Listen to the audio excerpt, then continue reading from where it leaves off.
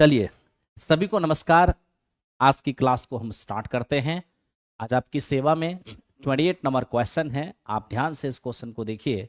28 number set में 40 question, एक एक करके सारे क्वेश्चन का हम डिस्कशन करेंगे और काफी आपको मजा आएगा। ठीक है, पहला सवाल। एक त्रिभुज की भुजाओं की माप 15, 28 और 41 सेमी है। 28 सेमी भुजा वाली 28 सेमी लंबाई की भुजा पर संगत शीर्षलंब ज्ञात करें। इसका मतलब क्या है, पहले तो आप ये समझिए। इसका मेरे दोस्त मतलब ये है कि हमारे पास एक ट्रेंगल है, ठीक है, और इस ट्रेंगल में आप ध्यान से देख सकते हैं, एक भुजा हमारा 28 सेमी है, एक भुजा हमारा 15 सेमी है और एक भुजा हमारा 41 सेमी। ठीक है, ये ट्रिपलेट नहीं है, पहले तो आप ये जान लीजिए। और मेरे दोस्त, अगर ये ट्रिपलेट नहीं है तो देखो, हमें क्या बोला है, 28 सेमी भुजा पर संगत शीर्षलंब बताइए। जिस भुजा के संगत शीर्षलंब बोलेगा, इसका मतलब है उस भुजा के सामने वाले सिर से उस पर लंब डालिए और इस लंब की लंबाई बताइए क्या होगा। ठीक है, तो सबसे पहला काम आपको क्या करना है, इस ट्रेंगल का एरिया निकालना है। हीरोन्स फार्मूला से निकालिए। एस बराबर क्या होगा, ए प्लस बी प्लस सी। ठीक है, ए प्लस बी प्लस सी और बाई में 2। ये हो जाएगा 8 5 13, 13 1 14 हो जाएगा। 5 2 7, 7 1 8 हो जाएगा और बाई में 2, कितना हो जाएगा 40। ठीक है, अब मेरे दोस्त ये एस हमारा हो गया। अब हम हीरोन्स फार्मूला से इसका एरिया निकाल लें।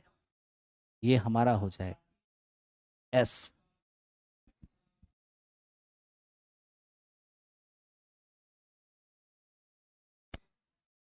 एस एस माइनस ए करेंगे 14 हो जाएगा। एस माइनस बी, ये हमारा 42 माइनस 41 1 हो जाएगा। एस माइनस सी, 42 और माइनस 15, ये हमारा 27 हो जाएगा। ठीक है, अब आप यहाँ देख लीजिए मेरे दोस्त, ये हमारा 14, 42 को हम 3 गुने 14 तो लिख ही सकते हैं। आप कहेंगे हाँ, दो 14 में से एक 14 बाहर आएगा। 27 तिया 81 का 9 बाहर आएगा। इस तरह से 14 में 126, ये हो जाएगा मेरे दोस्त इस त्रिभुज का एरिया। अब जब हम त्रिभुज का एरिया निकाल चुके हैं तो बिल्कुल हम इस बेस पर हाइट निकाल सकते हैं। कैसे, वो जरा देखिए। 1/2, बेस हमारा 28 और हाइट हमारा h। ई भी जो एरिया है वो भी इसी त्रिभुज का एरिया है, और इस त्रिभुज का एरिया कितना निकाले हैं, 126। तब तो h हमारा क्या हो जाएगा, 9 हो जाएगा। तो इस क्वेश्चन का आंसर हमारा हो जाएगा 9। कभी भी किसी त्रिभुज की 3 भुजा दिया रहेगा, अगर वो पाइथागोरस थ्योरम का पालन नहीं कर रहा है, तो मेरे दोस्त सबसे पहले s निकाल करके आप उस त्रिभुज का एरिया निकालिए, और फिर जिस भुजा पर बोला है हमें हाइट चाहिए, उस पर हाइट डाल दीजिए, और 1/2 बेस इंटू हाइट एरिया होगा। इसी एरिया को आप निकाल चुके हैं, बराबर कीजिएगा, हाइट का मान आ जाएगा। देखिए, आज महाभारत बैच और कुरुक्षेत्र बैच नेट नहीं होने के कारण लाइव नहीं हुआ था। वो रिकॉर्डिंग किया गया है, आपको कल तक वो अपलोड हो जाएगा। ठीक है, ऐसा नहीं है कि क्लास हुआ नहीं है, वो रिकॉर्ड हुआ है, कल तक वो अपलोड हो जाएगा।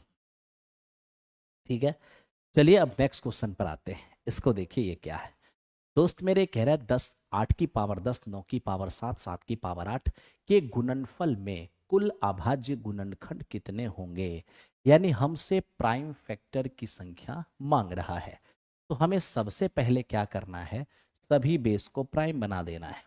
अब ये जो 8 है वो तो हमारा 2 का क्यू है, होल टू दी पावर हमारा 10 है। ये मेरे दोस्त हमारा 3 का स्क्वायर है और होल की पावर 7 है।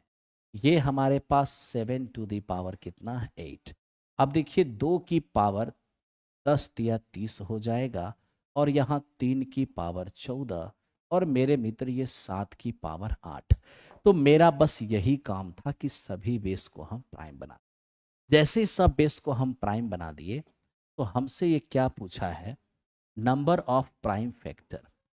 तो मेरे दोस्त जब हमसे पूछा जाएगा नंबर ऑफ प्राइम फैक्टर्स तो क्या होगा?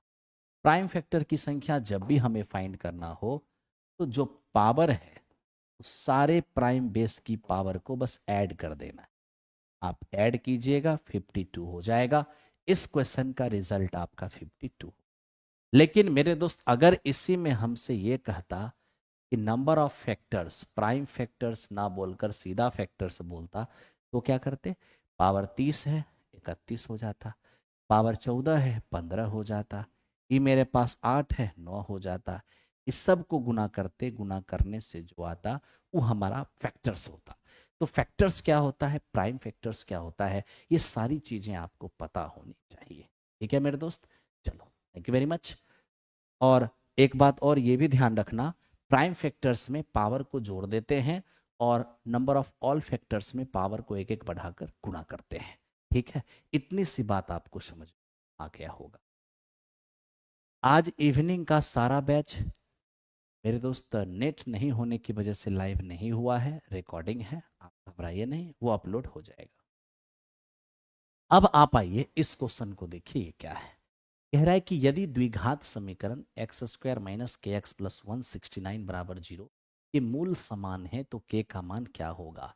याद रखना, जब रूट्स इक्वल होते हैं यानी रूट्स आर इक्वल, तो मित्र मेरे जब रूट इक्वल होते हैं तो वैसी स्थिति में डिस्क्रिमिनेंट हमारा 0 होता है। रूट जब इक्वल होते हैं तो डिस्क्रिमिनेंट हमारा 0 होता है। डिस्क्रिमिनेंट का मतलब है बी स्क्वायर माइनस 4ac 0। तो आप देख लीजिए, कंपेयर करिएगा a x square plus b x plus c बराबर 0 से, तो b के जगह माइनस के है तो हो जाएगा माइनस के का स्क्वायर माइनस 4ac, ए के जगह पर 1 है और सी के जगह पर 1 से बराबर हो जाएगा 0। तो ये हमारा होगा के स्क्वायर बराबर, ये मेरे दोस्त क्या हो जाएगा अपना 4 और गुने 1 6 और 9। तब तो के का मान क्या होगा? Plus minus 26। यानी इस क्वेश्चन का आंसर प्लस माइनस 26। हमें लगता है कि आप सभी को ये बात समझ में आ रहा होगा, है ना? इसी तरह से काम करते चलिए, आपको कहीं कोई दिक्कत नहीं होनी। मेरे दोस्त 9-10 के लिए कितने बजे हमारा कौन सा बैच है? श्रद्धा बैच हमारा 9-10 6 to 8 सबके लिए अलग अलग है। श्रद्धा बैच 9-10 के लिए भी है, श्रद्धा बैच 6 to 8 के लिए भी है, श्रद्धा बैच 9-10 6 to 8 दोनों के लिए भी है। ठीक है, आपको कहीं घबराने की जरूरत नहीं है, ध्यान दो। अब देखो मेरे दोस्त ये क्या है, हमें कह रहा है इसको सिंप्लीफाई किया जाए। ऐसे तो इसको सिंप्लीफाई करने का बेसिक तरीका आपको पता होना चाहिए, अगर नहीं है तो आप ये देखिए 1 प्लस कॉस और बाई 1 माइनस।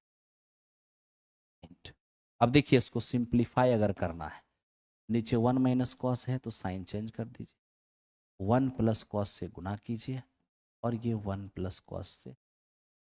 ठीक है, अब आप यहां देखिए 1 plus cos into 1 plus cos, 1 plus cos का होल स्क्वायर बटा ए माइनस बी इंटू ए प्लस बी, तो ये हो जाएगा मेरा ए स्क्वायर। और अब यहां देखिए 1 प्लस कॉस ये हमारा बाहर हो जाएगा, नीचे 1 minus cos square sine square जिससे एक साइन बाहर आ जाएगा। अब आप यहां देखिए 1 बाय साइन ये हमारा कॉसेक हो जाएगा और ये कॉस बाय साइन ये मेरा कॉट हो, यानी आपने देखा कॉसेक और प्लस में कॉट, कहीं से कोई आपत्ति नहीं हुआ। मैं आपको एक चीज बताता हूं, सिमिलरली इस तरह का जब भी कोई प्रश्न है, मान लीजिए 1 माइनस साइन है और मेरे दोस्त यहाँ 1 प्लस साइन है, आपको इसको सिंप्लीफाई करने के लिए बस एक ही काम करना है। आप देखो यहाँ पर क्या है, अंदर में 1 माइनस 1 प्लस कॉस था तो देखिए बाहर वही आया है, ऊपर कॉस है तो नीचे साइन आ गया है, तो वही चीज यहाँ भी करना है। जो ऊपर है वही मेरे दोस्त बाहर आएगा और ऊपर में साइन है तो नीचे कॉस आ जाएगा। अब अलग अलग भाग दीजिए, 1 बाय कॉस ये हो जाएगा हमारा सेक और माइनस साइन बाय कॉस ये मेरा क्या हो जाएगा 10। तो 1 बाय कॉस मेरा सेक होगा, साइन बाय कॉस ये मेरा 10 होगा। तो इस प्रकार इस क्वेश्चन का आंसर हमारा क्या होगा? सेक माइनस, है ना। इस क्वेश्चन का आंसर नहीं, मतलब ऐसा क्वेश्चन होता तो ये, बाकी इस क्वेश्चन का आंसर तो आपने देख ही लिया है, कोई दिक्कत नहीं है ना। चलो मेरे दोस्त देखते हैं अगले सवाल की ओर। क्या बोले मेरे दोस्त, आप बात तो सही कह रहे हो, है ना। अ, आपको इन्फॉर्मेशन तो मिलना चाहिए था, लेकिन मुझे नहीं पता था कि आपको इन्फॉर्मेशन मिला है। ठीक है। एक सम पंचभुज के कोण की माप सम अष्टभुज के कोण की माप का अनुपात क्या होगा। मेरे दोस्त आप यहाँ पर ध्यान से देखो, क्या आपको पता होना चाहिए कि n-2 इन 100 और बटा में n, यही मेरा अंतःकोण, n-2 इंटू 180 और बटा में n, यही आपका अंतःकोण है। हमें स्पष्ट कह दिया है एक पंचभुज है तो n का मान 5 हो जाएगा, एक मेरा अष्टभुज है तो n का मान 1।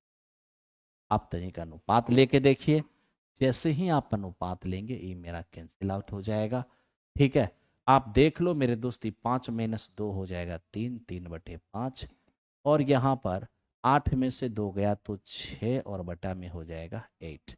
आप देख लीजिए 3 दूनी 6 होगा, 2 एकम 2 चौको 8, ये यहाँ पे 4 आ जाएगा, ये यहाँ पे 5 आ जाएगा, कहीं कोई दिक्कत नहीं है, 4:5 आपको नजर आएगा। ठीक है, अब आप मेरे दोस्त यहाँ देखिए, 360 और बटा में सम पंचभुज है और 360 बटे सम अष्टभुज है। अगर हम यहाँ पर काम करने चले जाएं, ठीक है, तो मेरे दोस्त देखिए स्पष्ट रूप से इन सारी चीजों को बताना चाहिए।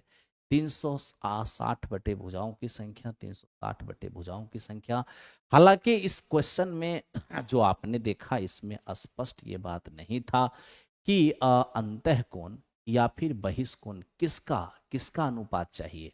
तो मेरे दोस्त ये स्पष्ट होना चाहिए था कि पंचभुज के अंतःकोण और षष्ठभुज के अंतःकोण का रेशियो क्या होगा। तो यहाँ पर ये चीज मेरे दोस्त मेंशन अवश्य होना चाहिए था, यानी इन इन कहते हैं ना इंटरनल एंगल की बात होनी चाहिए, तब तो हम अपने नंबर मन से इंटरनल डालेंगे ना। ठीक है भाई।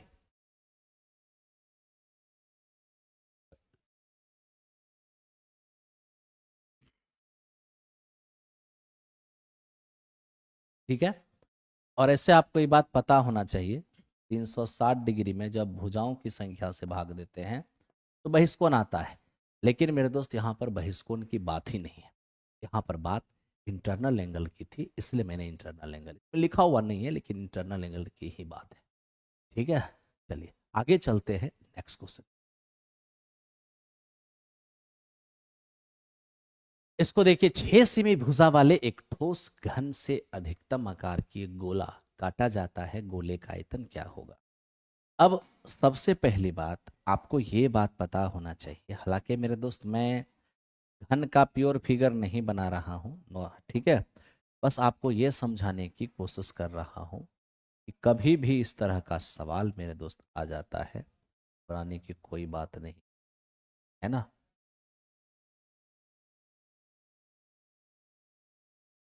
छोड़िए वो सब हटाइए।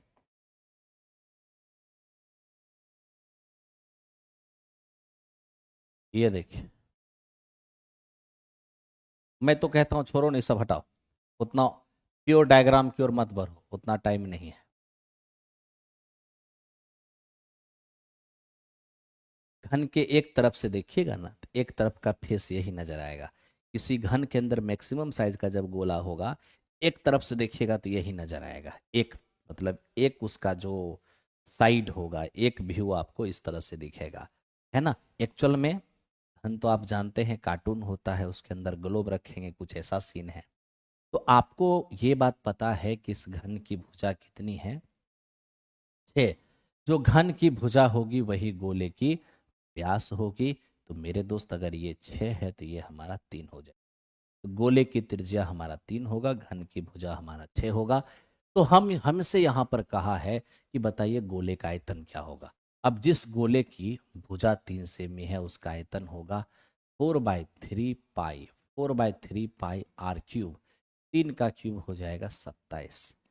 तो यहां से 9 9 चौको 36, 36 22 क्वेश्चन का आंसर होगा। उम्मीद है कि आप सभी को समझा होगा। बहुत ज्यादा टेंशन वाली बात यहाँ नहीं है, आसान क्वेश्चन था, बहुत दम इसमें था नहीं। ठीक है, चलिए चलते हैं नेक्स्ट क्वेश्चन पर। कह रहा है कि एक दुकानदार ने कुछ वस्तुएं 77 रुपए प्रत्येक की दर से बेची और 40% का लाभ कमाया। अगर 6% का लाभ कमाना होता तो बिक्री मूल्य क्या होता? आप ही बताइए, 40% के लाभ का मतलब क्या होता है? लाभ का मतलब होता है 140% एसपी का होना, लेकिन 6% लाभ का मतलब क्या होता है? 106% एसपी का होना। तो आप ही बोलिए, 40% का लाभ यानी जब 140% हमारा एसपी था, 140% जब हमारा एसपी था, तो आप रियल में देखो कि उसमें एसपी था क्या। तो 140% हमारा एसपी था, तो उस समय रियल में हमारा एसपी 77 था। तो बताइए, अगर 6% का लाभ यानी 106% की बात होगी तो एसपी हमारा क्या होगा? कोई बात नहीं। अब यहां से हम देखें, प्रतिशत से प्रतिशत हमारा चला गया। ये मेरे दोस्त 11 सते 77 है ना, और 7 से इसको काटेंगे तो 20 सते है ना। फाइनली इसको हम देखें तो ये मेरा 10 हो जाएगा, ये मेरा 53 हो जाएगा। 11 तिया 33 हो गया, 11 पचे 55 और 58। ये 10 है नीचे, एक अंक पहले डेसिमल हो जाएगा। 58.3 यही इस क्वेश्चन। ठीक है, उम्मीद करते हैं आपको समझ में आ रहा होगा। आज शाम का कोई भी बैच नहीं हुआ था।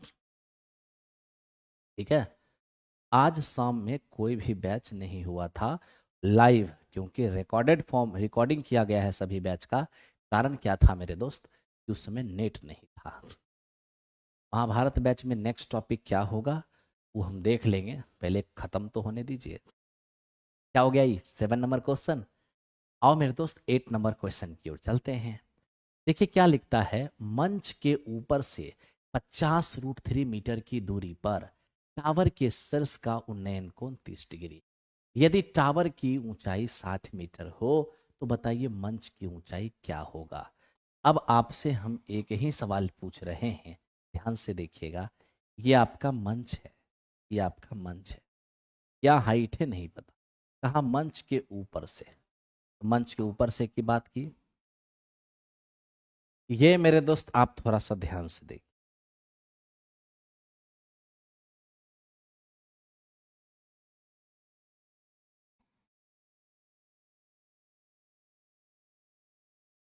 आप देखिए, इसकी जो हमारा हाइट होगा वो मेरे दोस्त हमारा 60 मीटर हो जाए। ये क्या है? ये हमारा धरती है। ठीक है, ये हमारा धरती है। स्पष्ट रूप से हमें कहा है कि मंच के ऊपर से इतना मीटर की दूरी पर टावर है। ये मंच है, ये टावर है, इसके बीच की जो दूरी है वो मेरे दोस्त 50√। ठीक है, अब आपसे हम एक ही चीज कहते हैं, वो थोड़ा देखिए। मंच से 50√3 मीटर की दूरी पर एक टावर है। मंच के ऊपर से टावर के शीर्ष को देखा गया, एक किरण टावर के शीर्ष को जाएगी, एक अर्थ के पैरेलल। ठीक है, अब यहां पर मेरे दोस्त जो हमारा उन्नयन कोण, ठीक है, जो हमारा उन्नयन कोण है वो कितना है? तो ये मेरे दोस्त हमारा 60 डिग्री। ठीक है, टावर की ऊंचाई 60 मीटर है, मंच की ऊंचाई क्या होगा बताइए? ये अगर हमारा 50√3 है तो निश्चित तौर पर ये भी 50 रूट। 30 डिग्री के लिए लंब हमारा 1 है, आधार हमारा √3। अब आप मुझे बताइए, अगर √3 का मान 50√3 है, एक का मान क्या होगा? 50। यानी कि यहां से यहां तक की बात होगी, तो एक का मान हो जाएगा 50। पूरे 60 में अगर ये 50 है तो ये मेरा 10 होगा, और ई 10 होगा तो ई भी मेरा 10 होगा। आयत के आमने सामने की भुजा से, तो मंच की हाइट कितना होगा? 10। आई होप आपको समझ में आया होगा कि मंच का हाइट 10 हो जाए। क्या हो गया भाई? आज कहाँ चले गए आप लोग? आज आप लोगों की संख्या थोड़ा कम नजर आ रहा है, क्या बात है? हैं? आज आप लोग की संख्या थोड़ा कम नजर आ रहा है, क्यों फ्रस्ट्रेट हो गए हो? सबसे पहली बात तो ये बताओ, बचपन में याद है हम लोग जब स्कूल जाते थे तो मास्टर साहब सबसे पहले हाजिरी बनाते थे, कौन आया है कौन नहीं आया है, तब पढ़ाई स्टार्ट होता था। और आप लोग हैं, आप लोग बताओ लाइव आते हो लेकिन अपना अटेंडेंस नहीं बनाते हो। पहला काम है अटेंडेंस बनाना। अटेंडेंस बनाएंगे तभी जाकर पता चलेगा ना कि आज आप इस लाइव के मेंबर हैं। कम से कम अटेंडेंस बनाइए, ठीक है? अटेंडेंस का मतलब लाइक का बटन प्रेस करना। आप गाना गाते हैं ना कि तू तू पहले मेरा हो जा तो फिर हम तेरे हो ही जाएंगे, लेकिन तू मेरा होगा नहीं, तू उम्मीद करेगा मैं तेरा हो जाऊं, ऐसे कैसे होगा? है? चलो ध्यान दो, गाना सुना है ना?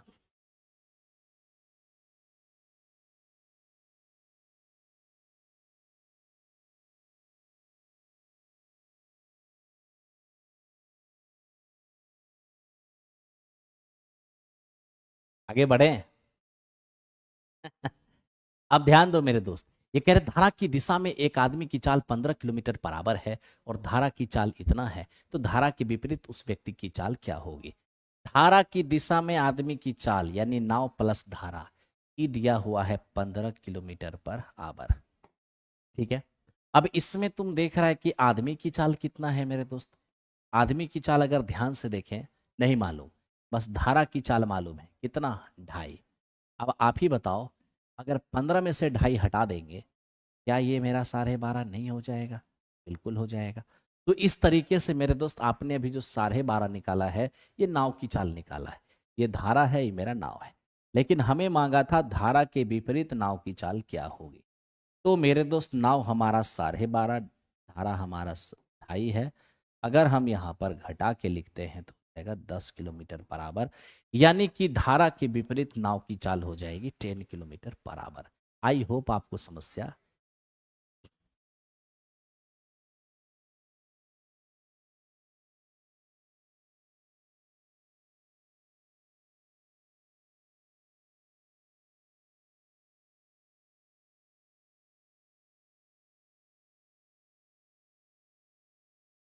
आओ मेरे दोस्त इसको देखते हैं। एक समचतुर्भुजाकार मैदान की भुजा 122 मीटर है, इसका एक विकर्ण 240 मीटर है, तो मैदान का क्षेत्रफल क्या होगा? जब मामला डायगोनल का हो तो वैसी स्थिति में रोम्बस का एरिया क्या होता है? जब मामला डायगोनल का हो तो वैसी स्थिति में रोम्बस का एरिया होता है 1/2 d1 इन, ठीक है? तो चलिए सबसे पहले दूसरा विकर्ण देखते हैं कि कैसे काम हो सकता है, ठीक है?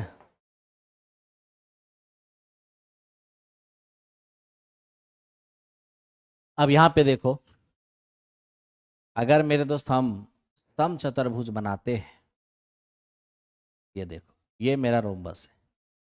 आप रोम्बस के बारे में जानते होंगे, रोम्बस के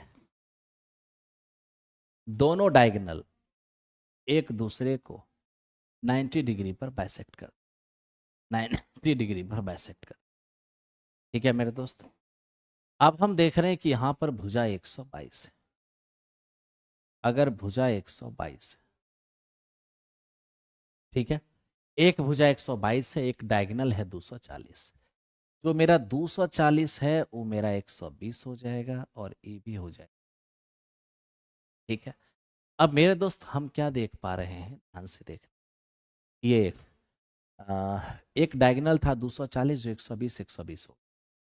अब जैसे ही हम ये 120 और ये 122 को देखे तो हमें कुछ समझ में आया।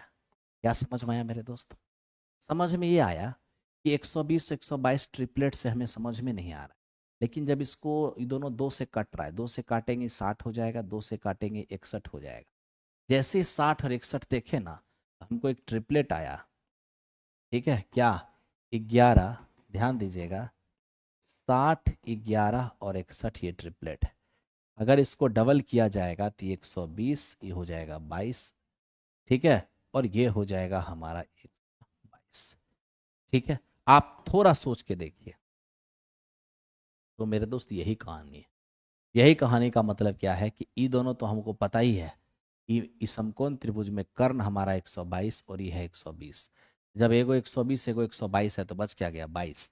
एकदम आराम से मेरे दोस्ती मेरा हो जाएगा 22। और ये यदि 22 है तो मेरा ये भी 22 हो जाएगा, है ना। यानी आपने यहाँ पर एक डायगोनल 240 देख लिया, तो मेरा दूसरा डायगोनल क्या होगा 22 22 हो जाएगा, 22 22 क्या हो जाएगा 44। अब इसको देखिए 1/2 है मेरा।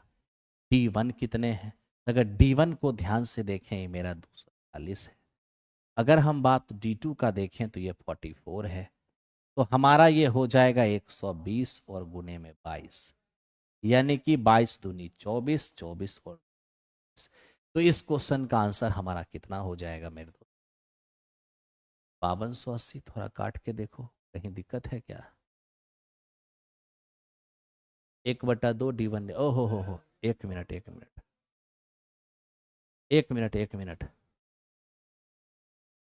धन्यवाद।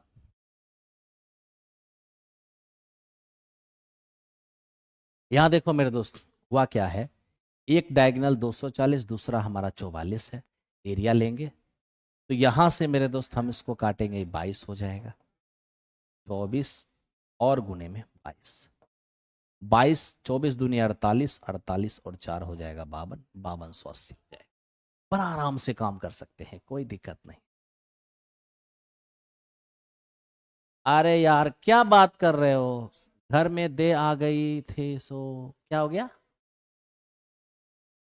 बताओ। इतने लोग काम कर रहे हैं, 500 लोग लाइव हैं, लाइक केवल 363 है।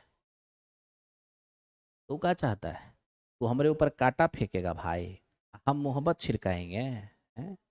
तू भी मोहब्बत छिड़काओ तभी तो कांटा छिड़काएंगे इधर से।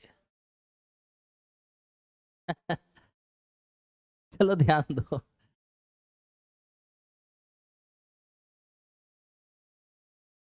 आओ बढ़ते हैं।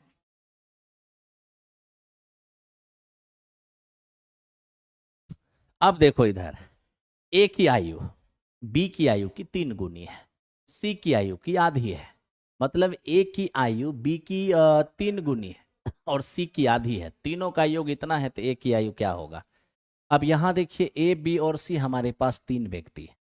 अब तीनों के हम एज की बात करेंगे, ए का एज बी का 3 गुना और सी का आधी है। ठीक है, एक काम करिए,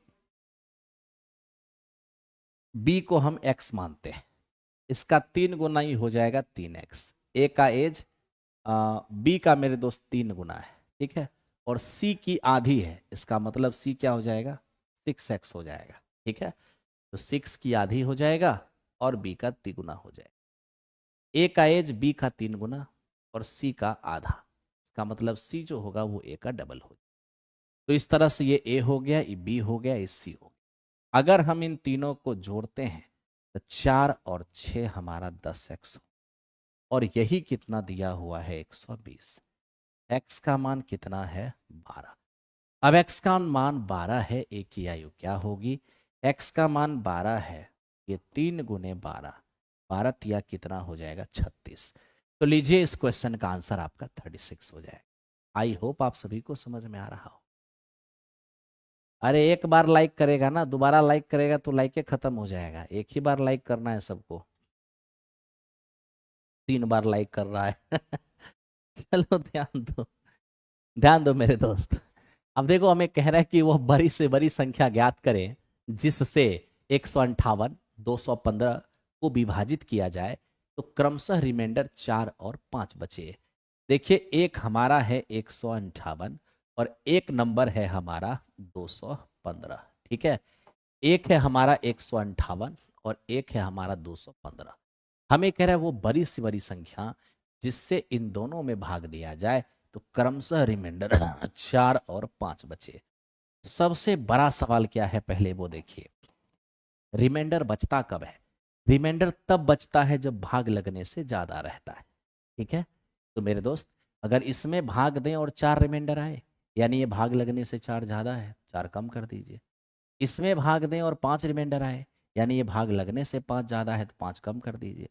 जैसे इसमें से 4 घटाएंगे 154 हो जाएगा।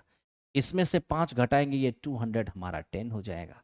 अब आप तनिक सोच के देखिए क्या मेरे दोस्त, अब ये जो नंबर है ना, ये डिविजिबल होने वाली है। और ध्यान रहे, जिससे ये दोनों नंबर डिविजिबल होगी वो इन दोनों का एचसीएफ होगा। तुरंत आप इनका एचसीएफ निकालें। और एचसीएफ दी गई संख्याओं का डिफरेंस या उसका कोई फैक्टर होता है। तो इन दोनों का एचसीएफ निकालेंगे तो एचसीएफ इन दोनों का या तो डिफरेंस होगा या डिफरेंस का कोई फैक्टर होगा। 10 में से, ध्यान दीजिए, 10 में से 4 गया तो 6 होगा, और ये 20 में से 15 गया तो 5, यानी 56। या तो 56 ही एचसीएफ होगा, नहीं तो उसका कोई फैक्टर होगा। अब देखिए 56 से ये कट नहीं रहा, इसका मतलब है कि हमें इसका फैक्टर तोड़ना हो। 56 का आधा कर दीजिए मेरे दोस्त, 28। अब 28 से इसको अगर काटने जाते हैं तो 28 तो काम आया नहीं, तो मेरे दोस्त 1/4 कर दीजिए, 14 हो जाएगा। आधा किए फिर इसको आधा कर दिए, आ गया 14। अब 14 से देखिए ये भी 11 बार में कटेगा, और 14 से ये भी कटेगा 15 बार में, यानी 14 वो संख्या है जिससे ये भी कट रहा है और ये भी कट रहा है। इसका मतलब यहाँ पर एचसीएफ जो 14 ही होगा। याद रखना, दी गई संख्याओं का एचसीएफ या तो उन दोनों का डिफरेंस होगा या उनके डिफरेंस का कोई फैक्टर होगा। आई होप समझ में आपको आना चाहिए। ठीक है भाई, ध्यान दीजिए और ध्यान से देखते हैं इसको। देखिए ये क्या है, हमें कह रहा है कि रमेश को एक 50 मीटर की भुजा वाले वर्गाकार पार्क के चारों ओर एक चक्कर लगाने में कितना समय लगेगा अगर 18 किलोमीटर पर आवर की चाल से वह दौड़ता है। तो मेरे दोस्त सबसे पहले देखिए, आपके पास एक वर्ग है, ठीक है, और एक वर्ग की जो भुजा है ये मेरा 50 मीटर है। ठीक है भाई, वर्ग की भुजा जो है ये मेरा 50 मीटर है, और हमें स्पष्ट कहा है कि इसका एक चक्कर लगाना। याद रखना, अगर मेरे दोस्त हमें इसका एक चक्कर लगाना होगा तो एक चक्कर का मतलब क्या होता है, परिमाप, पेरीमीटर। ठीक है, तो एक चक्कर का मतलब परिमाप, और वर्ग का परिमाप होता है 4 गुने। ठीक है, अब आप यहां देख लीजिए, 4 और गुने भुजा, भुजा कितना है मेरे दोस्त, 50 मीटर, यानी कि 200 मीटर। आप समझिए, अब 200 मीटर का डिस्टेंस ट्रेवल करना है, किस स्पीड से, 18 की स्पीड से। क्या टाइम लगेगा, तो 200 मीटर की दूरी तय करेंगे 18 किलोमीटर पर आवर की स्पीड से। इसको मीटर पर सेकेंड में कन्वर्ट कीजिए, आपको मेरे दोस्त 40 सेकेंड लगेगा। कितना लग जाएगा, 40 सेकेंड। तो आई होप आपको समझ में आया होगा, 40 सेकेंड इसको आंसर है। बड़े आराम से कर सकते हैं, कोई दिक्कत नहीं। ठीक है, तो ये था हमारा 13 नंबर। अब चलते हैं 14 नंबर। 14 नंबर सवाल को ध्यान से देखिए। 110 रुपए की राशि 5, 1 और 50 पैसे के सिक्कों के रूप में है, जिनका अनुपात 1, 2 और 3 है। इनमें 50 पैसे के कितने सिक्के होंगे। अब आप बताइए मेरे दोस्त, यहां पर हम देख रहे हैं कि 2 रुपए, मेरे दोस्त ये 1 रुपए, और ये हमारा हो गया 50 पैसे। ठीक है, तो इनके सिक्कों की संख्या का अनुपात क्या होगा, तो सिक्कों की संख्या का अनुपात हो जाएगा 1:2:3। ठीक है, 1:2:3 आएगा। ओके, मैं नहीं कह रहा हूं, क्वेश्चन में दिया हुआ है। 3 प्रकार के सिक्के हैं जिनकी संख्या का ये रेशियो है, इनका सम्मिलित मूल्य 110 है। तो हमें जल्दी से इसका वैल्यू फाइंड करना होगा। 2 रुपए के एक सिक्के वैल्यू 2 होगा, 1 रुपए के 2 सिक्के वैल्यू 2 होगा, 50 पैसे के 3 सिक्के वैल्यू हो जाएगा 1.5। आप आज अगर वैल्यू को जोड़ते हैं तो 4 और 1.5 हो जाएगा 5.5, और यही जो 5.5 आपको वैल्यू नजर आ रहा है वो एक्चुअल में 110 है। डेसिमल हटाएंगे एक 0 हो जाएगा। यहाँ से एक रेशियो का मान कितना हो जाएगा, 20। और जब एक रेशियो का मान 20, 50 पैसे के कितने सिक्के होंगे, 3। तो 3 और गुने मेरे दोस्त ये 20 हो गया, तो कितना हो जाएगा, 60। यानी कि इस क्वेश्चन का जो रिजल्ट है ये हमारा 60 हो जाएगा। उम्मीद करते हैं समझ में आपको आ रहा होगा। ठीक है, चलिए, ये था हमारा 14 नंबर सवाल, सभी को समझ में आ गया। 15 पर आइए, देखते हैं ये क्या है। कह रहे कि 56 सहित 1/5 की लंबाई के स्टील रॉड से इतने लंबाई के रॉड काटा जाता है तो कितना शेष रह जाएगा। बड़ा अजीब बात है मेरे भाई, काहे इतना सिंपल सिंपल क्वेश्चन पता नहीं क्यों दे देते हैं। 6 पंचे 30 और 1 हो जाएगा 31, और ये 25, 25 और 3 मेरे दोस्त, 25 और 3 हो जाएगा 28/5। अब इनमें से काट क्या लिया है, तो 26 दूनी 52, 520 और 3 523 और बटे में। ठीक है, अब क्या रह जाएगा, इसके लिए मेरे दोस्त इसमें जितना काटा गया उसको हटा दीजिए, ये हो जाएंगे 100। ठीक है, एलसीएम। अब 26 इसमें गुना होगा, है 26 इसमें गुना होगा मेरे दोस्त। अब खुद सोचो, 26 से अगर मल्टीप्लाई करेंगे 281 में 26 से, तो मेरे दोस्त ये 6 6 8 48, 6 दूनी 12 12 4 16, ये हो जाएगा 2, 8 दूनी 16, और मेरे दोस्त 4 और 1 हो जाएगा 5, 6 0, ये हो जाएगा 12 1 13, और ई मेरे दोस्त हमारा 6 7, यानी कि ये 7306 और माइनस 26 पंचे 5 से गुना होगा, 5 तिया 15, 10 1 11, और 25 1 26। ठीक है, अब क्या करना है, इसमें से इसको घटाइए, जैसे ही आप घटाएंगे तो 1 हो जाएगा, ये 9 हो जाएगा, और मेरे दोस्त ये हमारे पास 2 बचेगा, 12 में 6 गया तो 6 होगा, और 6 में से 2 और बटे में ही हो जाएगा 100। ठीक है, तो क्या हो जाएगा मेरे दोस्त, अब यहाँ से तो आप यहाँ से देख पा रहे हैं 130 दिया है ना, 130 दिया, 390, 469 में अगर 390 को हटा दे, ये 9 होगा, 16 में 9 गया थी 7, और यहाँ एक जीरो अभी और है, कितनी बार में जाएगा, 13 सते 78। तो मेरे दोस्त ये हमारा 13 सते 78 बोल रहे, मेरा भी दिमाग खराब है, 13 सते 91 में होता है, 13 6 78। तो मेरे दोस्त 13 6 78 हो जाएगा, तो बचेगा 11, ये हो गया 11 और बटे 100। बहुत ही खतरनाक है मेरे दोस्त, बहुत ही खतरनाक इसलिए नहीं था कि क्वेश्चन ऐसा था, बड़ा सिंपल था मेरे दोस्त, है ना, बस कैलकुलेशन के हिसाब से थोड़ा ठीक था। देखिए, हर क्वेश्चन का मेरे दोस्त शॉर्ट ट्रिक नहीं होता है, मैं इसलिए ट्रिक वर्ड का इस्तेमाल कभी लिखता ही नहीं, मैं कॉन्सेप्ट ही लिखता हूँ। छोटे से क्वेश्चन है, कैलकुलेशन अच्छे से नहीं कर पाएंगे तो गड़बड़ हो जाएंगे, करना ही पड़ेगा। ठीक है, देखो अब क्या है, समचतुर्भुज के विकर्ण इतने इतने हैं, समचतुर्भुज की परिधि क्या होगा, परिधि का मतलब हो गया परिमाप। अब ये देखिए, आपके पास ये मेरे दोस्त हमारे पास एक समचतुर्भुज, ये हमारे पास एक समचतुर्भुज है। आप क्या देख रहे हैं, आप यही देख पा रहे हैं कि समचतुर्भुज के विकर्ण एक दूसरे को 90 डिग्री पर बाइसेक्ट करती है।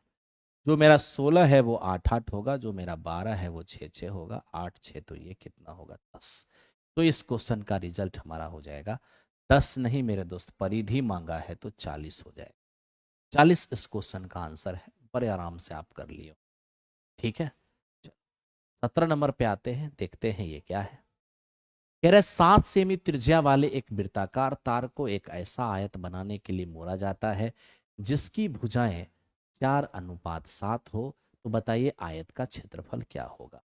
मेरे दोस्त सबसे पहले मैं आपको एक बात बताऊं क्या, अगर आप आयत की भुजा अनुपात की राशि को x मानते हैं तो यही आयत की लंबाई चौड़ाई होगी, इसमें कोई दिक्कत नहीं। लेकिन यहाँ क्या किया है, जिस तार से वृत्त बनाया है उसी तार से आयत बनाया है, तो दोनों का परिमाप सेम हो जाएगा, वृत्त का परिमाप और आयत का परिमाप दोनों का सेम ही हो।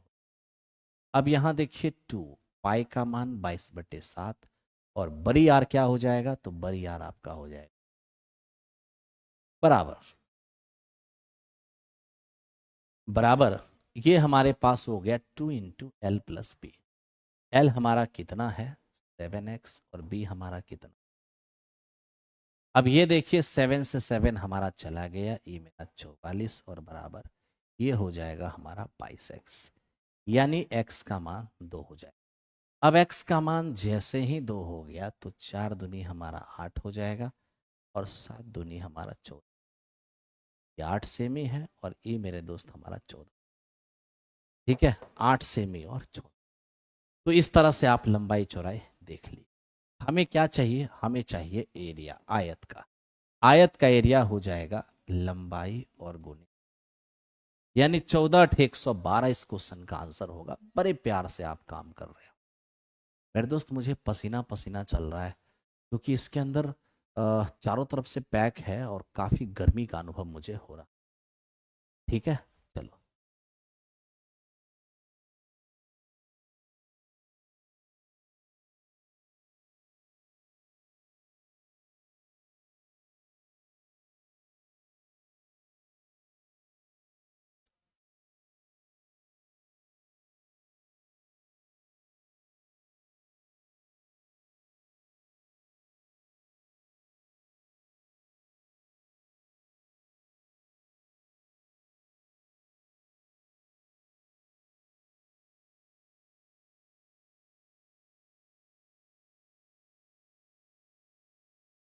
देखो मेरे दोस्त,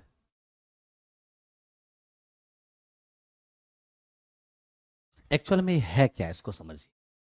मिल्क एंड वाटर के मिल्क एंड वाटर के मिश्रण का 4/5 भाग दूध था। अब आप ही बताइए, अगर 4/5 भाग यदि मिल्क है, इसका मतलब समझते हैं। 4/5 अगर मिल्क है, इसका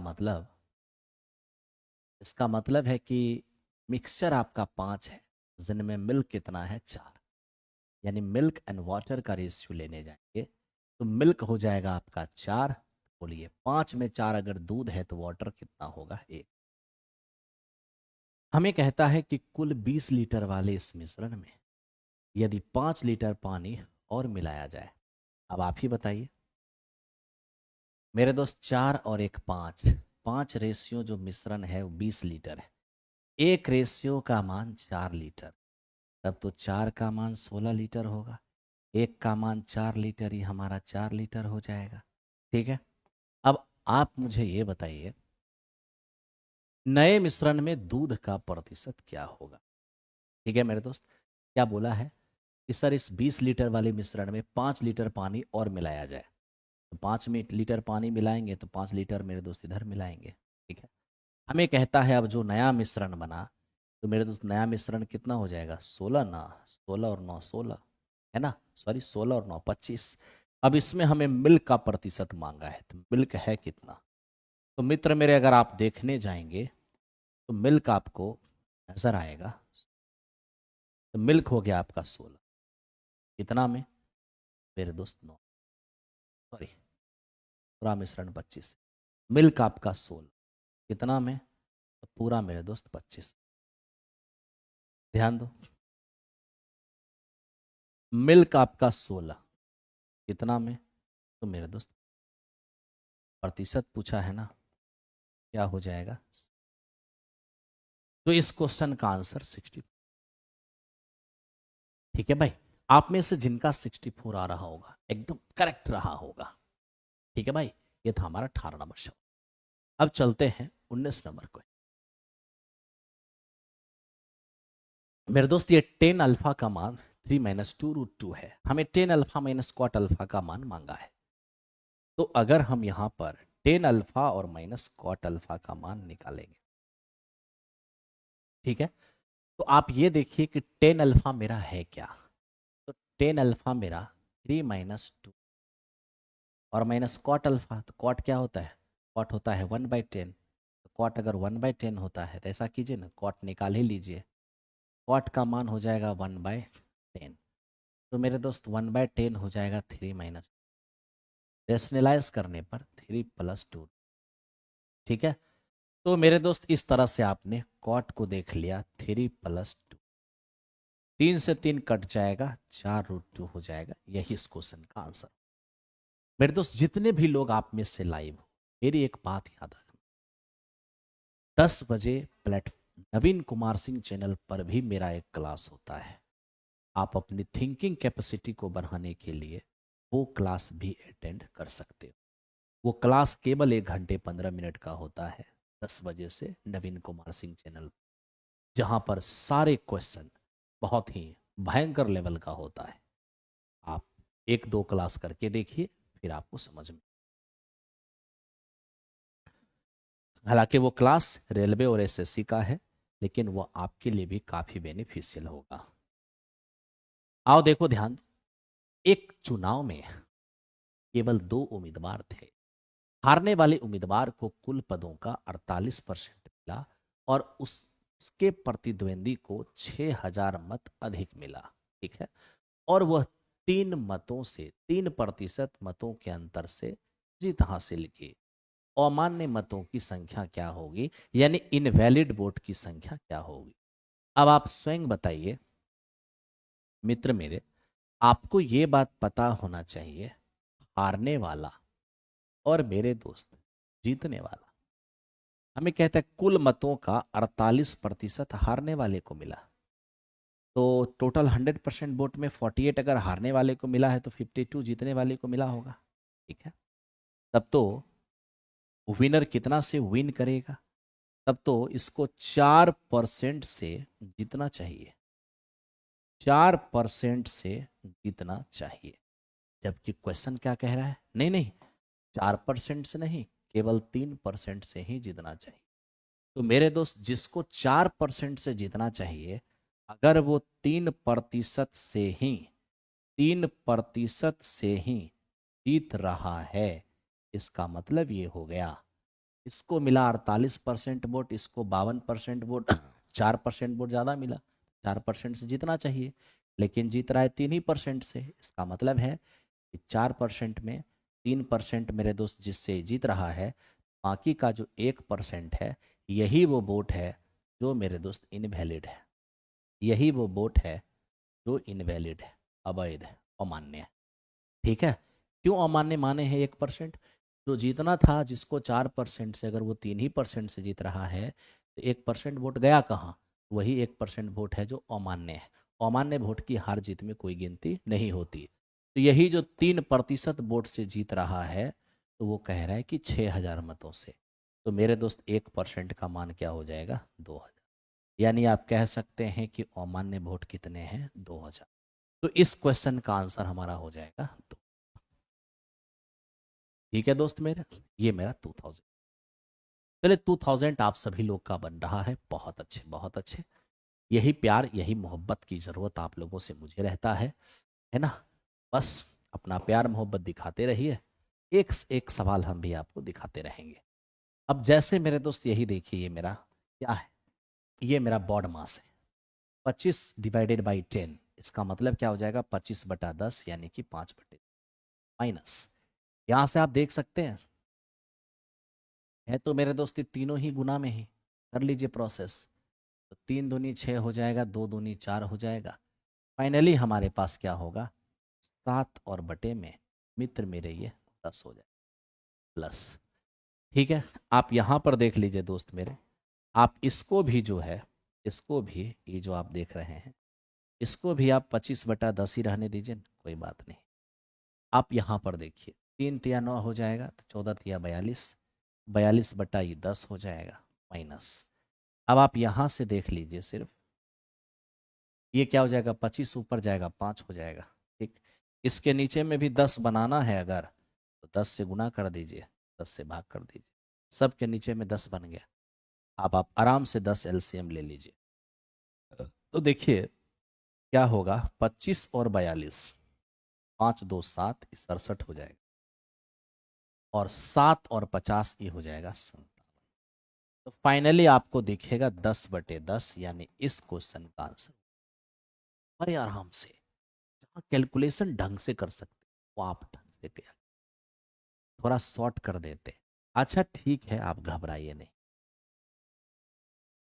ठीक है, चैनल पर थोड़ी ट्रियोक मैराथन होता है, क्या बात करते हैं?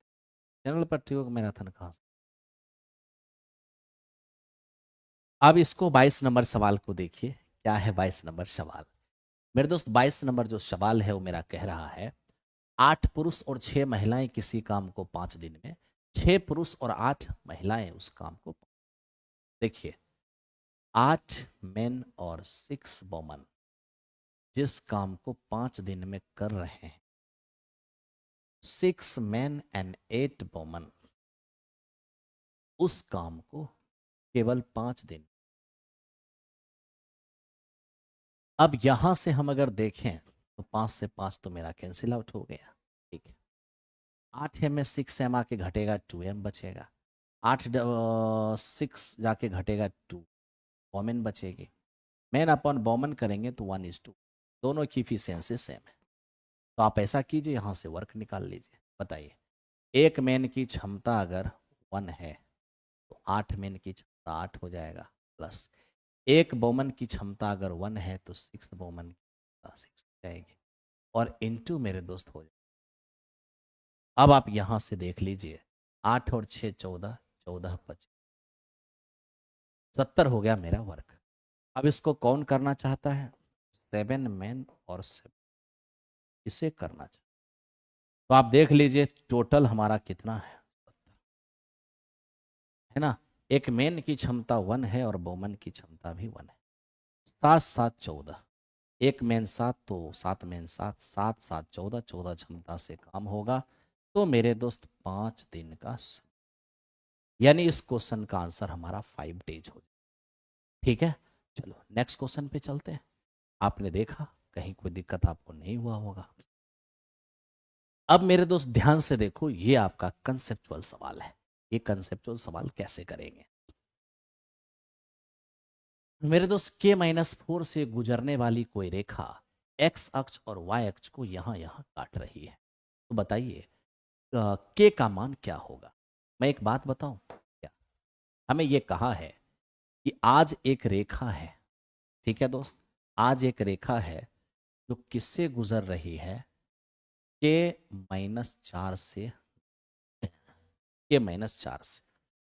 कायदे से अगर देख लिया जाए तो मेरे दोस्त के और -4 प्लस माइनस यानी फोर्थ क्वाड्रांट का मामला रहा होगा। यानी अभी तक के सीन के अनुसार लग तो यही रहा है कि मामला है फोर्थ क्वाड्रांट। अभी तक के सीन के अनुसार लग तो यही रहा है कि मामला है। आप यहां देखिए ध्यान से,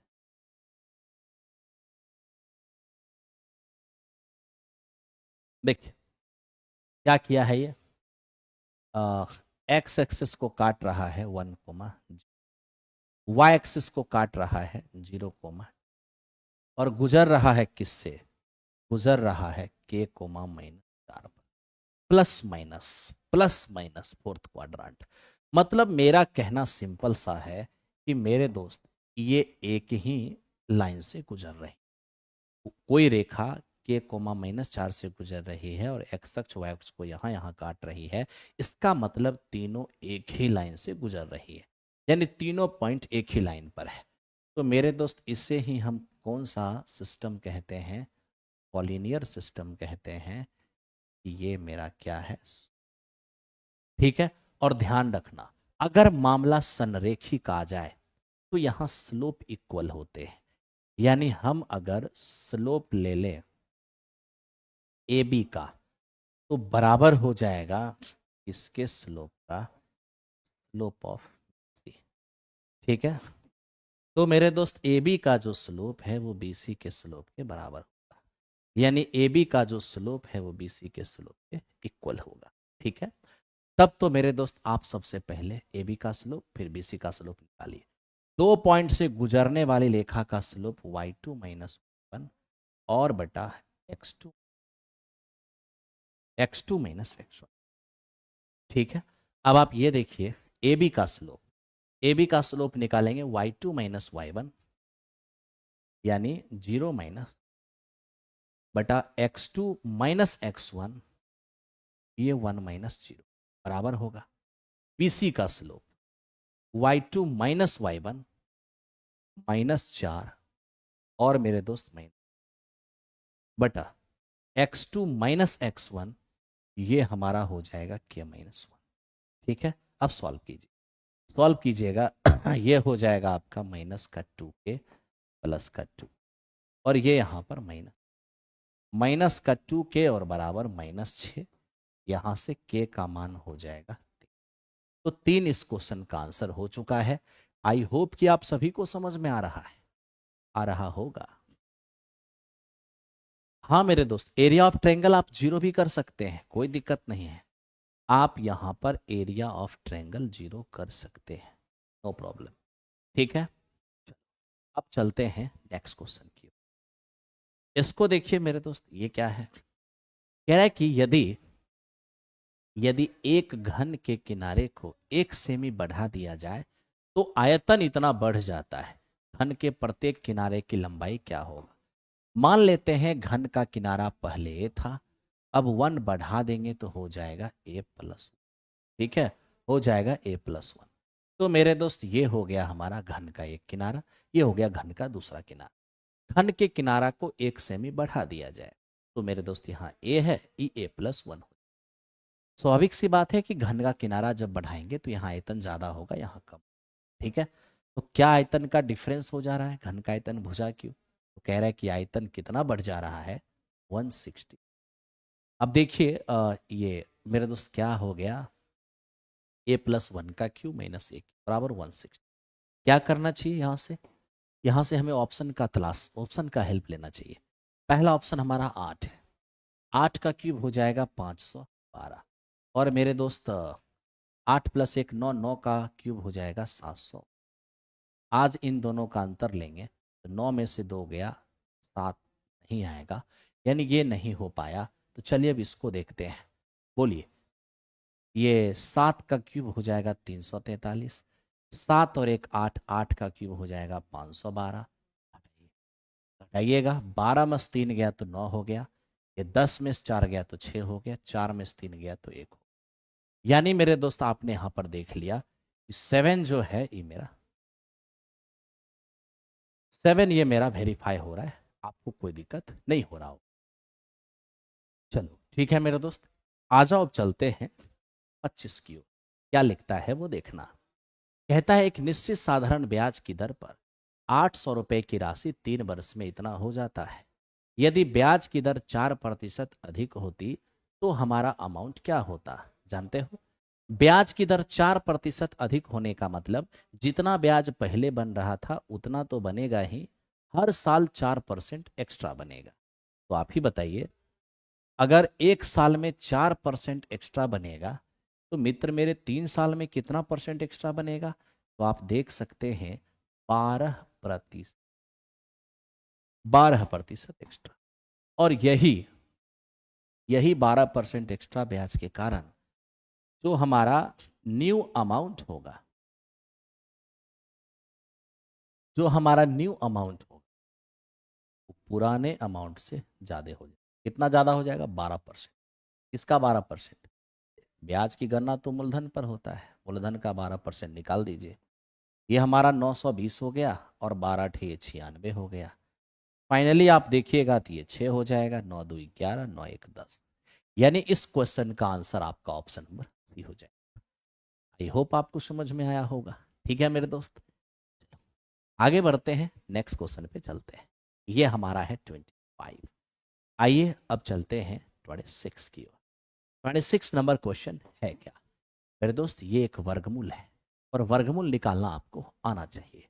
एक्चुअल में मेरे दोस्त ऐसे प्रश्न जो होते हैं वो इस तरह के प्रश्न, ये a+b+-2√a। ठीक है, यानी आप यहां पर ध्यान रखना कि मेरे मित्र यहां पर ये 2 जो है वो फिक्स रहता है। ठीक है, अगर यहां पर 2 हमारा फिक्स रहता है तो ध्यान से देखो, पहले वैसा सीन करो, सीन बनाओ। 10 को 2 गुना 5 लिख सकते हो, ये भी 2 गुना 5 लिख पाओगे। ठीक है, अब यहां देखना मित्र मेरे ध्यान से, ये देखो हमारे पास 25 ऐसे ही रहेगा प्लस ये रहा 2। अब रूट के अंदर देखो 6 पहले से है, 5 ये 5 है, 5 को रूट के अंदर ले जाएंगे तो 25 बन जाएगा, है ना। प्लस यहाँ पे भी देखो रूट के अंदर ये 25 है और माइनस ये 2 रूट के बाहर रखना है, और पहले से 6 है अंदर में, और 5 का स्क्वायर कितना हो जाएगा 25, ये रूट के अंदर हो जाएगा। तो आप यहां पर यही देख पाएंगे कि ई मेरा हो गया 25 और प्लस 2 रूट कितना, तो मेरे दोस्त हो जाएगा 150। ओके, और यहां भी आप देख लीजिए ये 25 एज इट इज है -2 और 25 6 150। अब आपको यहां पर थोड़ा सा ध्यान देना है। तो जब यहां ले आए तो मेरे मित्र ये हमारा है √AB, यानी कि ऐसा दो टर्म जिसको गुना करने से √AB और स्क्वायर करके जोड़े तो ये मतलब गुना करने से यहाँ और जोड़ने से यहाँ आ जाएगा। ठीक है, तब तो मेरे दोस्त आप ही बताइए, गुना करने से 150 और जोड़ने से 25, तो ये तो 15 और 10 ही हो सकता है। 15 और 10 यानी √15 और √10। गुना करेंगे तो √150, स्क्वायर करके जोड़ेंगे तो 25, बीच में प्लस है तो प्लस दे दीजिए। मतलब समझे, इस रूट के अंदर में इसी का स्क्वायर है। जब इसका स्क्वायर रूट के अंदर है तब तो यही वर्गमूल हो जाएगा। बिल्कुल, प्लस यहां भी वही कहानी होगा। ऐसा दो नंबर जिसको गुना करने से रूट के अंदर 150 और स्क्वायर करके जोड़े तो 25, तब तो ये √15 और √10 ही होगा। बीच में माइनस है, माइनस दीजिए। इनको मेरे दोस्त गुना करने से इतना आ जाएगा और स्क्वायर करके जोड़े तो क्या आ जाएगा, है ना। यानी कि इसी का स्क्वायर रूट के अंदर है, तब तो वर्गमूल यही आएगा। ठीक है, अब आप यहां देखिए कि √10 प्लस में √10 माइनस में खत्म हो गए। √15 कितना हो जाएगा, 2√15। यानी इस क्वेश्चन का आंसर हमारा 2√15 हो जाएगा। ऐसे सवाल को थोड़ा सा ध्यान से देखना, कभी भी ऐसा सवाल आ जाए। मेरे दोस्त आज इस सेट नंबर 28 है। क्या है, सेट नंबर 28। आज सेट नंबर 29 हुआ था। इस वीक में आपका टेकअप हो जाएगा। एक सेट अभी हम थोड़ा बैक चल रहे हैं, ठीक हो जाएगा। ठीक है भाई, चलो नेक्स्ट क्वेश्चन। अब देखो ये हमें क्या कह रहा है, कह रहा है एक रेलगाड़ी 20 सेकेंड में एक खंभे को कर सकती है और 5 किलोमीटर पर आवर की चाल से विपरीत दिशा से आ रहे एक साइकिल की चालक को 18 सेकेंड में पार कर रेलगाड़ी की चाल क्या होगी। आप सबसे पहले ये समझिए कि एक रेलगाड़ी है, ये एक खंभे को पार कर सकती है 20 सेकेंड, एक पोल को, जबकि अपोजिट डायरेक्शन से आ रहे 5 किलोमीटर पर आवर की स्पीड से मेरे दोस्त एक साइकिल सवार है, उसको ये पार करते हैं 18 सेकेंड। ठीक है, तो बताइए सर क्या होगी रेलगाड़ी की चाल। ऐसा करिए, रेलगाड़ी की चाल मेरे दोस्त x किलोमीटर पर आवर मान लीजिए। ठीक है, आप कहेंगे हाँ जी सर। अब इस रेलगाड़ी के द्वारा पहले पोल को पार कराइए।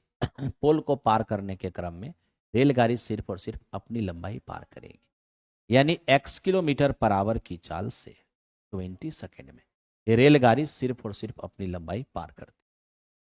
अभी देखिए x किलोमीटर पर आवर को आप 5/18 से गुना कर दीजिए, ये हो जाएगा हमारा मीटर पर सेकेंड, ये हो जाएगा मीटर। कोई बात नहीं, तो आखिर 20 सेकेंड में ट्रेन अपनी लंबाई पार किया, यानी ये ट्रेन की लंबाई है। जब यही ट्रेन इस व्यक्ति को पार करेगा, इधर से x इधर से 5, ये हमारा हो जाएगा x।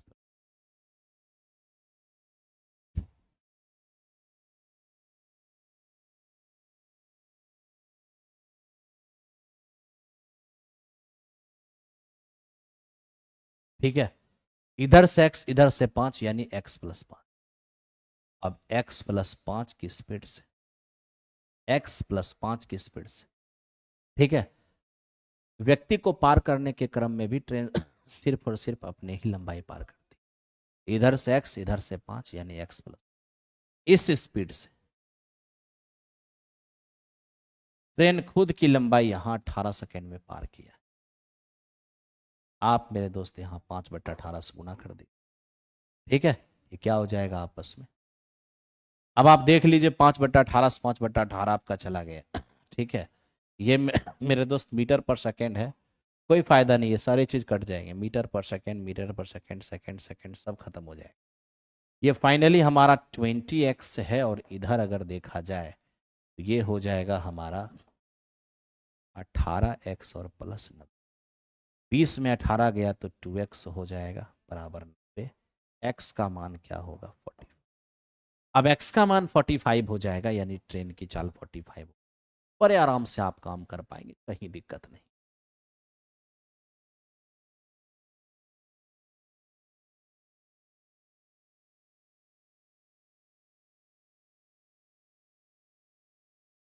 बस डिस्टेंस बराबर करना था।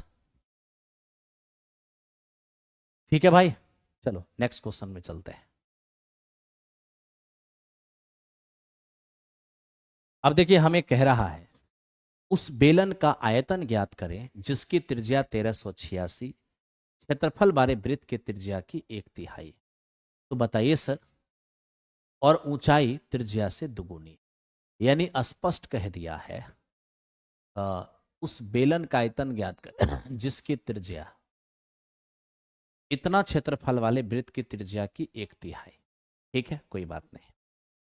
सबसे पहले तो आप ये बताइए, एक सर्कल के लिए, सर्कल के लिए 7, 44 और 100, 7, 44, 154, 7 अगर त्रिज्या होगी ये परिधि होगा और ये एरिया होगा। क्वेश्चन में एरिया कितना दिया है? 1300। यानी आप ये देख सकते हैं मेरे मित्र कितना गुना है, 9 गुना है।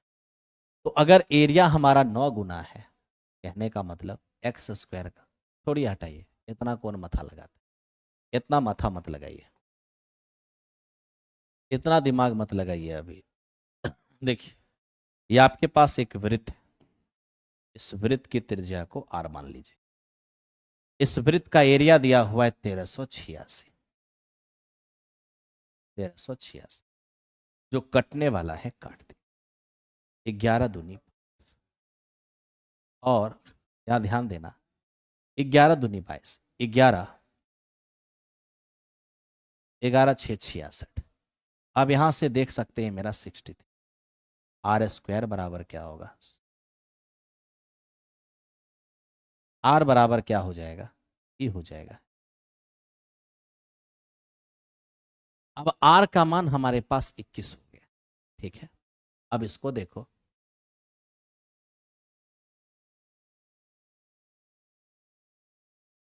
हमें कहा था उस बेलन का आयतन बताइए जिसकी त्रिज्या 1386 सेमी स्क्वायर क्षेत्रफल वाले वृत्त की त्रिज्या का 1/3।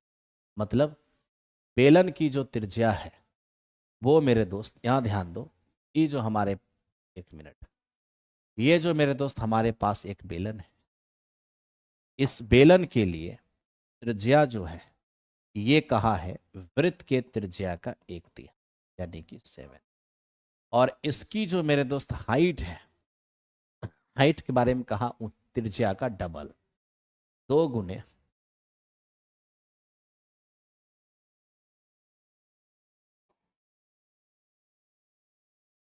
आपको चाहिए बेलन का आयतन पाई आर स्क्वायर और ये मेरा एच। अब देखिए थोड़ा, 7 से 7 चला गया, 154 और इंटू 42। ठीक है, तो यहां से मेरे दोस्त या फिर ऐसे कर लो कि 22 को 22 ही रहने दो, 7 दूनी 14 और ये 28 से गुना कर दो, 8 58, 8 58, 8 6 4 6, यानी मेरे दोस्त ये हमारे पास हो जाएगा 64। तो 64 और 68 क्या हो गया? ऑप्शन में से कोई भी आंसर तो जा नहीं रहा है। रुक जाओ। वेलन का आयतन जिसकी त्रिज्या 1386 सेमी स्क्वायर क्षेत्रफल वाले वृत्त की त्रिज्या की 1/3 और ऊंचाई उसकी त्रिज्या से दुगुनी। यहां पर एक और मीनिंग भी हो सकता है। ओके, एक और मीनिंग क्या हो सकता है? ऊंचाई के बारे में उसकी त्रिज्या की डबल। मेरे मित्र, इसका एक मतलब यह भी हो सकता है कि बेलन की ऊंचाई अपनी त्रिज्या का डबल। तो थोड़ा ये पॉसिबिलिटी भी देख लो। तो ये पॉसिबिलिटी हम देख रहे हैं मेरे दोस्त हमारे पास 14। ठीक है, जैसे ही 14 करते हैं तो ये हो जाएगा 154 और गुने में 40, 14 चौको 56, 70 और 5 मेरे 70, 14 एकम 14 और 7 हो जाए। ये भी आंसर हो सकता है। ठीक है, और ये आंसर बिल्कुल आपको दिया हुआ है। इसका मतलब कुछ समझ रहे हैं? इसका मतलब मेरे दोस्त क्या हुआ, कुछ समझ में आया आपको? इसका मतलब ये है, कभी कभी मेरे दोस्त लैंग्वेज जब समझ में नहीं आए तो दो दो पॉसिबिलिटी हमें सॉल्व करना पड़ता है, और वैसी स्थिति में कोई एक ही पॉसिबिलिटी ऑप्शन में रहता है। ठीक है, तो यहां पर ये चीज तो स्पष्ट था कि बेलन की त्रिज्या वृत्त की त्रिज्या का एक तिहाई, लेकिन बेलन की ऊंचाई उसकी त्रिज्या से दोगुनी। इसकी त्रिज्या, खुद की त्रिज्या भी हो सकता है, वृत्त की त्रिज्या भी हो सकता है। वृत्त की त्रिज्या का दुगुनी करके बना दिया, आंसर कुछ और आ गया। खुद की त्रिज्या को दुगुनी करके बना दिया, तो जो आंसर आया ऑप्शन में अवेलेबल है। यानी कि यहां पर जब लैंग्वेज अस्पष्ट ना हो तो वैसी स्थिति में ये वाली, मतलब वैसी स्थिति में मेरे दोस्त ऑप्शन में एक ही पॉसिबिलिटी रहता है। इस बात को दिल दिमाग में रखना, ऑप्शन में दोनों नहीं रहेगा मेरे दोस्त, ऑप्शन में दोनों नहीं रहेगा। जब लैंग्वेज स्पष्ट नहीं होते हैं तो ऑप्शन में दोनों नहीं रहता है एग्जामिनेशन के अंदर। ठीक है, चलिए आगे आगे बढ़िए। आओ मेरे दोस्त ध्यान दो। अब बढ़ते हैं, इसको देखते हैं।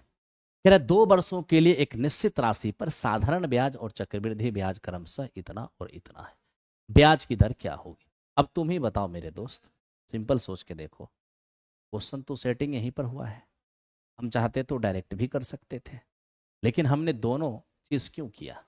क्योंकि आप एब्सेंस में ये दोनों चीज कीजिए, और इसलिए मैं उस इवेंट को खुद से किया है ना। इसलिए आप जरा भी टेंशन में नहीं रहिए, पूरा चीज देखने ताकने परीक्षण करने के बाद ही आपके सामने एक्सप्लेन होता है, एकदम टेंशन मत लिया कीजिए। ठीक है, आइए चलिए आज चलते हैं नेक्स्ट क्वेश्चन। 2 वर्षों के लिए निश्चित राशि पर साधारण ब्याज और चक्रवृद्धि ब्याज इतना और इतना है, ब्याज की दर क्या होगी? अगर बात साधारण ब्याज की, साधारण ब्याज हर साल एक समान होता है, यानी जो 8400 है वो मेरे दोस्त 4200 और 4200 हो जाए। रही बात कंपाउंड इंटरेस्ट की, तो याद रखिए जो पहला साल का सिंपल होता है वही पहला साल का कंपाउंड होता है। ठीक है, अब आप बताइए 2 साल का कंपाउंड मेरे दोस्त हमारे पास कितना है? तो ध्यान रखिएगा, अगर कंपाउंड 2 साल का 8652 है, उसमें पहला साल का कंपाउंड अगर हटा दिया जाए तो मेरे दोस्त 4452 बचेगा, यानी दूसरे साल का कंपाउंड जो है वो आपका 4452। और याद रखिएगा कि वृद्धि प्रतिशत से ही रेट निकलेगा, तो मेरे दोस्त वृद्धि प्रतिशत से रेट निकालिए। जब लगातार साल का मामला हो तो वृद्धि प्रतिशत से ही रेट निकलता है। ये हमारा फर्स्ट ईयर हो जाएगा, ये हमारा सेकेंड ईयर। अगर वृद्धि देखने जाएंगे तो 252 की वृद्धि है, इससे 4200 से, और इन कितना हो जाएगा 6%। तो 6% इस क्वेश्चन का आंसर। ठीक है, चलिए 6% आ गया, आप सब लोगों ने लिया, कोई दिक्कत आओ, आओ मेरे दोस्त नेक्स्ट क्वेश्चन पे चलो। क्या हुआ? अब लाइक का बटन प्रेस नहीं करेगा? कसम खा लिया, एकदम क्रिया खा लिया। ओके, यूं नहीं कहता है आप लोग एक से गाना सुनते हो हैं? एकदम कसमें खा लिया है, खा लो कसम, कोई बात नहीं।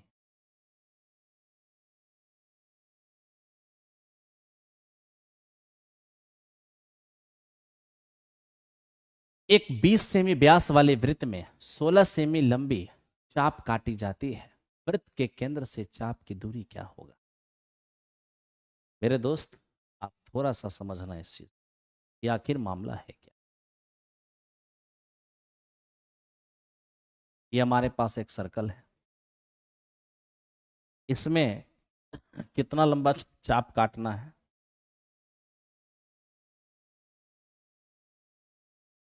16 सेमी, 16 सेमी लंबी चाप है।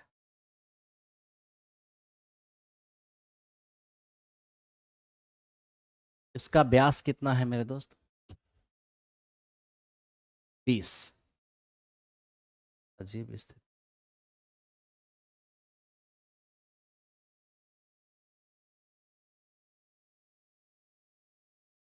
चाप है कि जीवा है, कुछ दिया ही नहीं है।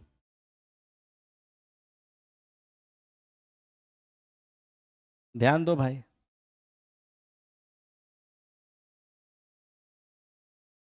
मान लिया जाए कि अगर ये जीवा रहता तो वृत्त के केंद्र से जीवा की दूरी ऐसे ही निकालते हैं। केंद्र से जीवा पर डाला गया लंब जीवा को बाइसेक्ट करता है। जो 16 है वो 8 हो जाता है। ये जो रेडियस है वो क्या होगा? तो मेरे दोस्त व्यास अगर हमारा 20 है, ये मेरा 10 हो जाता है। 10 या 8, तो ये मेरे दोस्त हमारा, ये मेरा 6 सेमी। ठीक है। और यहाँ पर अगर हमें ये कहता है कि आप मेरे दोस्त सुन लीजिए पहले, अगर केंद्र से चाप की दूरी पूछेगा तो ये तो मेरे दोस्त हमारा त्रिज्या हो जाएगा।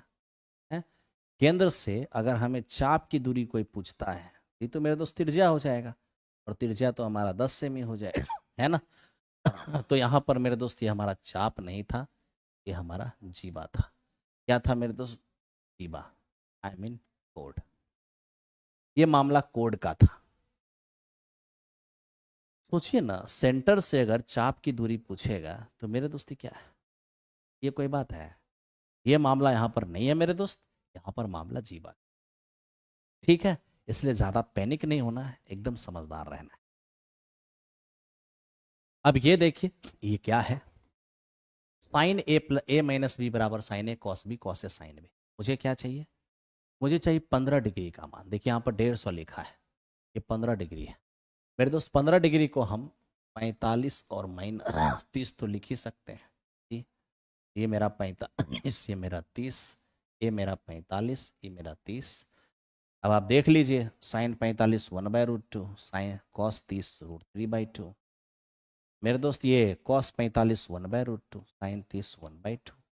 हमारा जो एलसीएम होगा ये 2√2 हो जाएगा। ये हमारा √3 माइनस, ये हो जाएगा √3 माइनस। ठीक है।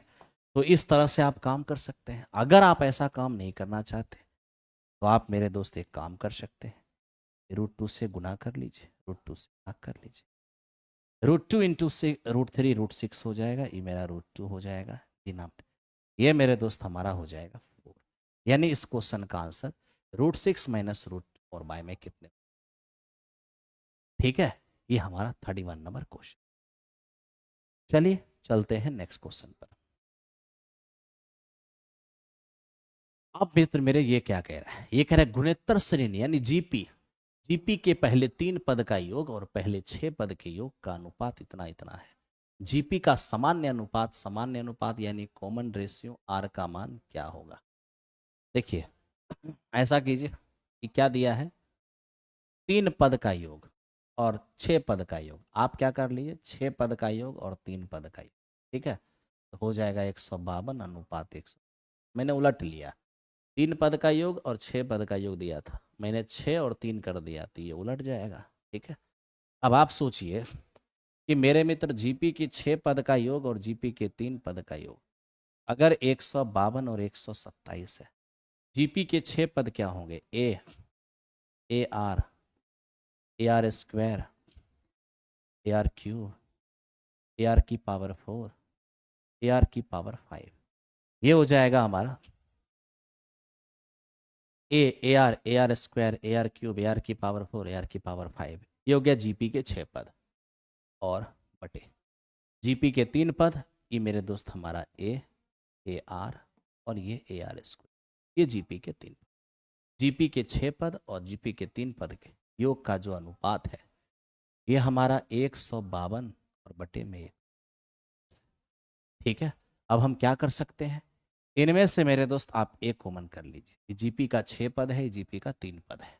ओके, तो इनमें से मेरे दोस्त हमारा एक कॉमन आएगा, 1 + r स्क्वायर हो जाएगा।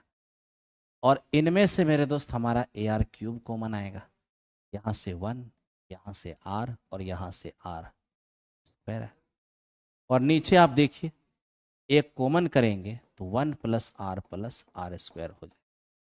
सबसे पहला काम है कि आप देखिए ये जो है ऊपर से कॉमन आके कट जाएगा, यानी ऊपर में ये कॉमन आएगा और इससे खत्म हो जाएगा। अब यहाँ से a + ar ए कॉमन कीजिए, 1 + r³ हो जाएगा।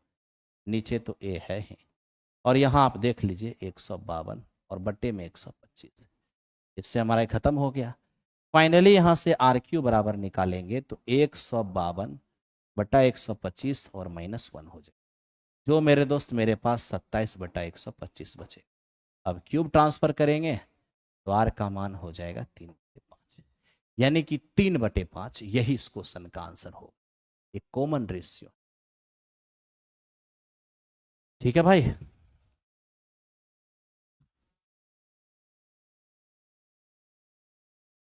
अब हम इस तरह से सॉल्व कर रहे हैं तो हम संतोष पागल थोड़े हैं। आप हमको संतोष पागल समझ रहे हैं। ध्यान से देखिए, सॉल्व कीजिए। जिस क्वेश्चन को जितने एलिमेंट की जरूरत होगी उतना एलिमेंट हमें देना ही पड़ेगा, उतना सम्मान देना पड़ेगा। ठीक है, चलिए बढ़िए आगे।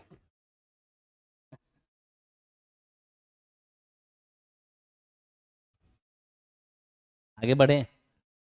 ये हो गया 33 नंबर सवाल। इसको देखिए क्या है 33 नंबर सवाल में।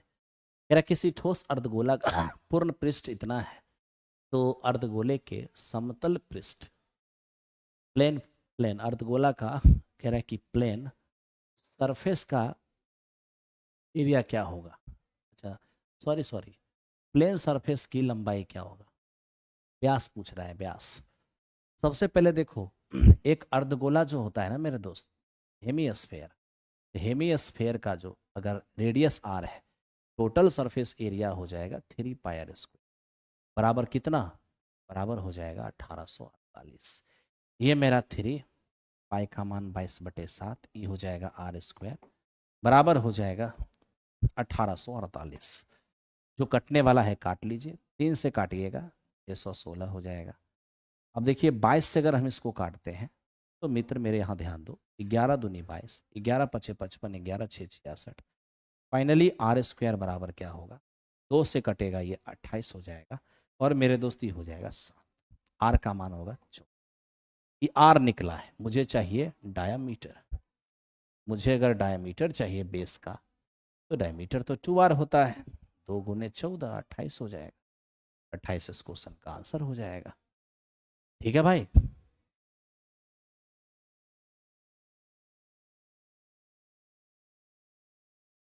हो गया। तो इस तरह से हमारा 33 नंबर क्वेश्चन हो गया। आ जाओ मेरे दोस्त 34 नंबर क्वेश्चन पर।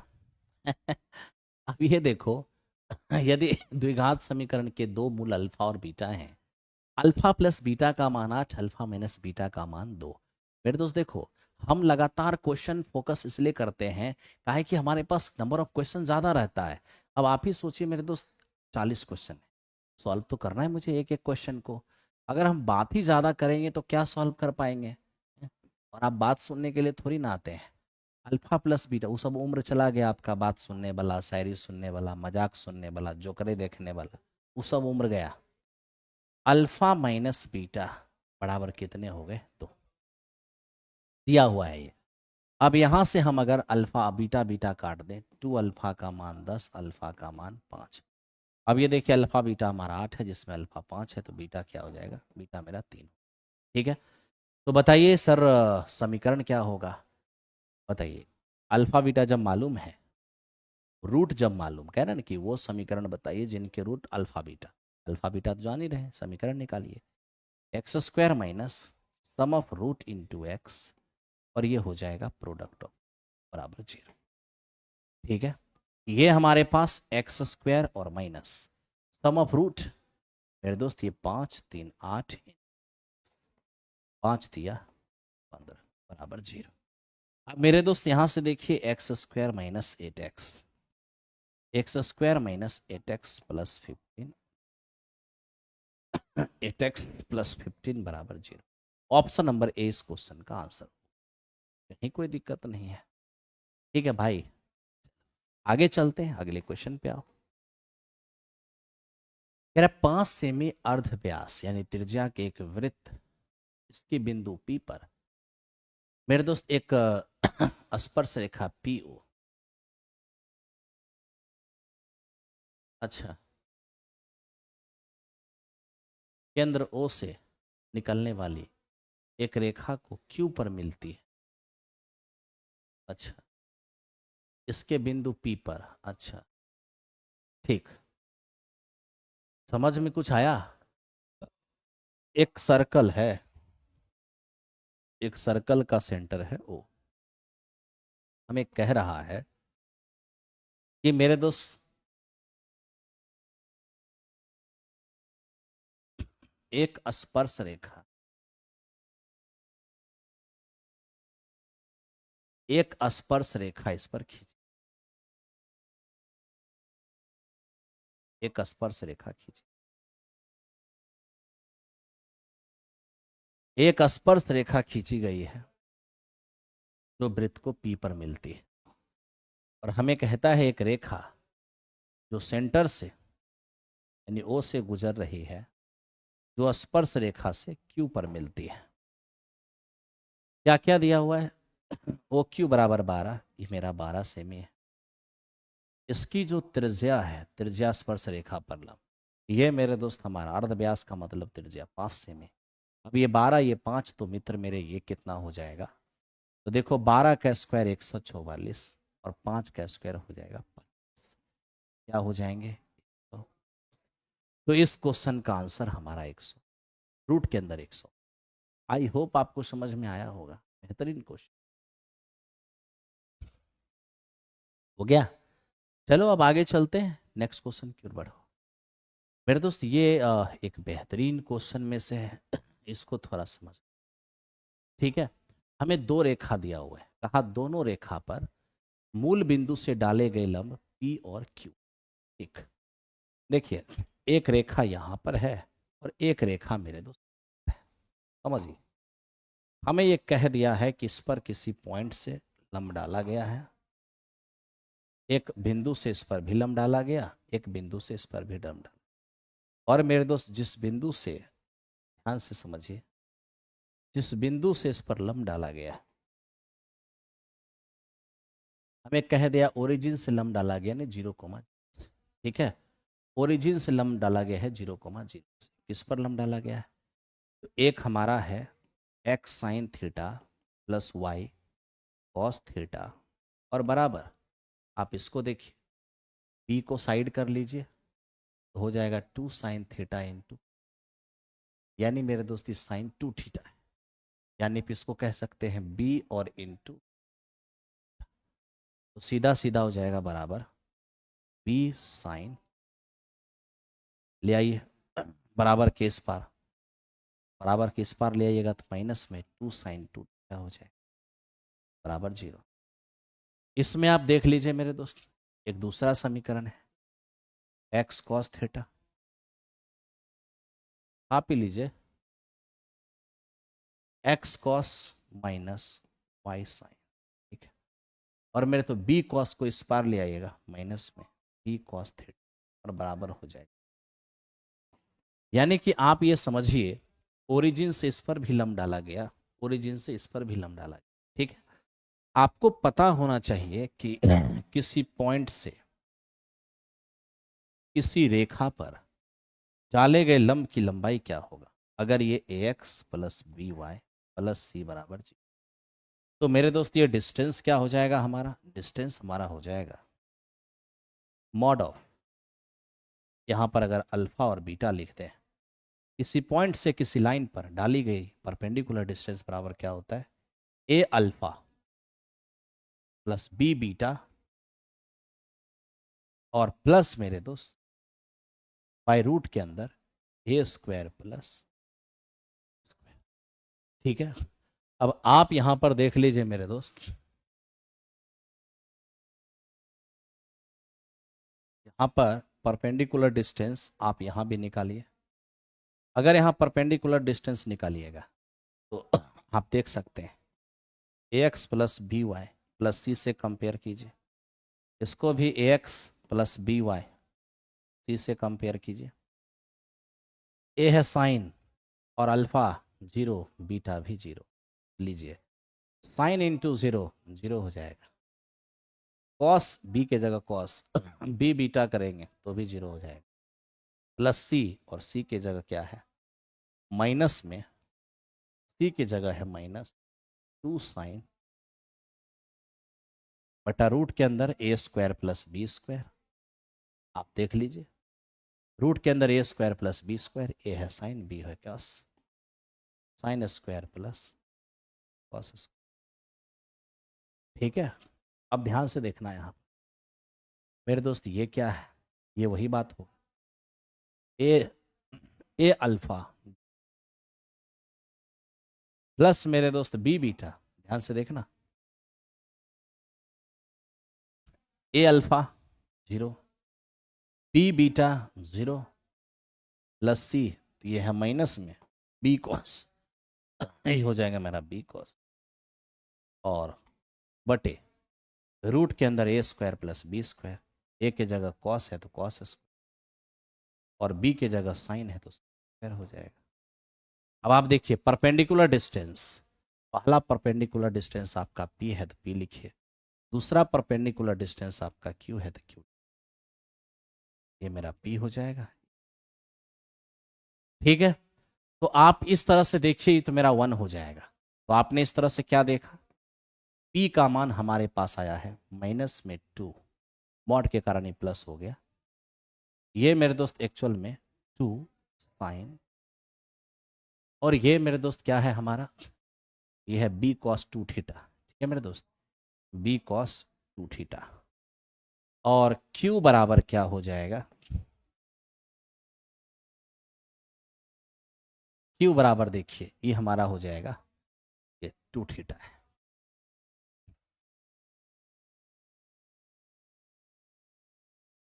ये क्या था मेरे दोस्त,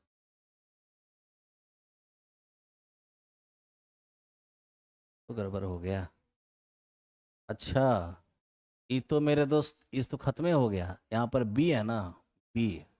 ठीक है ठीक है ठीक, ये मित्र मेरे हमारा बी है, यहाँ पर ये बी आना।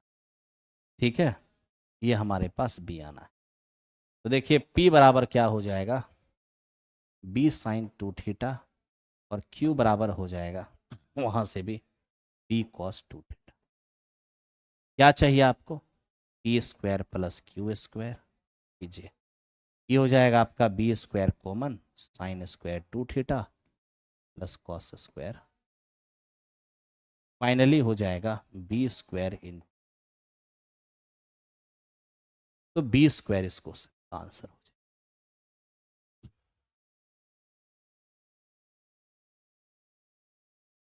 ठीक है मेरे दोस्त,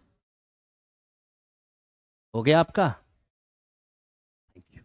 ये मेरे दोस्त बेहतरीन था, ये बेहतरीन था। जिनको ये समझ में नहीं आया दोबारा देखिएगा।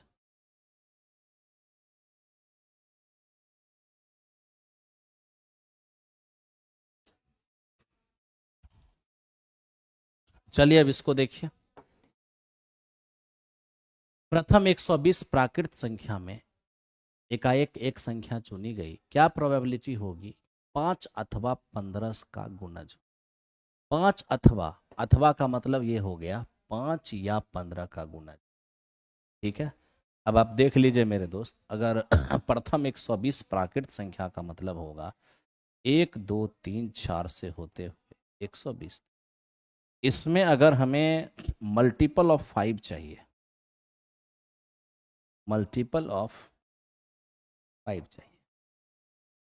ठीक है, तो हम मल्टीपल ऑफ 5 की बात अगर करें, 5 की संख्या 5 10 15 20 ऐसा करते हुए 100। और याद रखिएगा 5 अथवा 15 का मतलब होता है 5 का मल्टीपल भी और 15 का मल्टीपल भी, दोनों का मल्टीपल, क्योंकि या का मतलब प्लस होता है। तो मैं आपको यहाँ ये कंफर्म बता दूं कि 5 की मल्टीपल में 15 का मल्टीपल ऑलरेडी समाया हुआ है, तो 15 का मल्टीपल अलग से निकालने की ज़रूरत नहीं है। ठीक है, आप सीधे देख लीजिए कि 5 का मल्टीपल है कितना, तो 5 का मल्टीपल अगर आपको निकालना होगा तो उसके लिए क्या करना है, last term minus first term बटे डिफरेंस, डिफरेंस 5 5 का है प्लस 1, क्योंकि 5 5 बढ़ रहा है ना, एपी में पदों की संख्या होता है last term minus first term बटा डिफरेंस प्लस 1। तो क्या हो जाएगा यहाँ पर 115 23 प्लस 1 24, यानी 5 का और अथवा 15 का कह सकते हैं टोटल 24 मल्टीपल। ठीक है, हम अगर प्रोबेबिलिटी निकालने जाएंगे तो सीधे हो जाएगा 5 अथवा 15 का एक मल्टीपल निकालने का मतलब है कि इसी 24 में से कोई एक होगा। ठीक है, लेकिन निकाल हम किस में से रहे हैं, 1 से लेकर 120 यानी 120 में से। फाइनली हो जाएगा 1/5, यानी इस क्वेश्चन का आंसर हमारा हो जाएगा 1/5।